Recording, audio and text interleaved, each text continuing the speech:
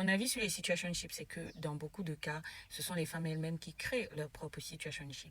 Et avant que tu ne m'attaques en commentaire et que tu t'énerves contre moi, écoute-moi. Je ne te dis pas ça pour te critiquer en réalité, je te dis ça pour que tu comprennes que tu as plus de pouvoir et qu'il est temps de te servir de ce pouvoir pour date de façon beaucoup plus intentionnelle et stratégique.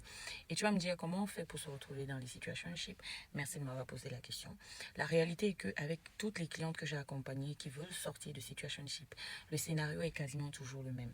Elle rencontre un mec, dès l'instant où le mec lui plaît, c'est-à-dire qu'il correspond à ce qu'elle recherche physiquement et que la vibe est bonne, elle commence à ignorer tous les red flags, elle ignore tous les comportements confus, elle commence à faire semblant de ne pas voir quand il ment, quand il triche, quand il n'est pas sérieux, quand il n'est pas constant, etc., etc. Et ensuite, elle donne facilement, beaucoup trop facilement accès à leur corps, à leur temps, à leur énergie, à leur appart, et j'en cite encore et encore. Est-ce que je suis prude et je suis en train de dire que les femmes n'ont pas le droit de s'envoyer en l'air? Non, pas du tout.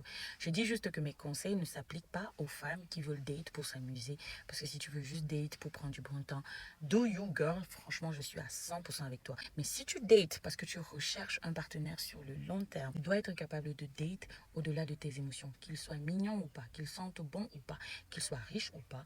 Tu dois avoir un filtre, une structure par lequel sélectionne les partenaires qui sont dignes de rentrer en ta divine présence.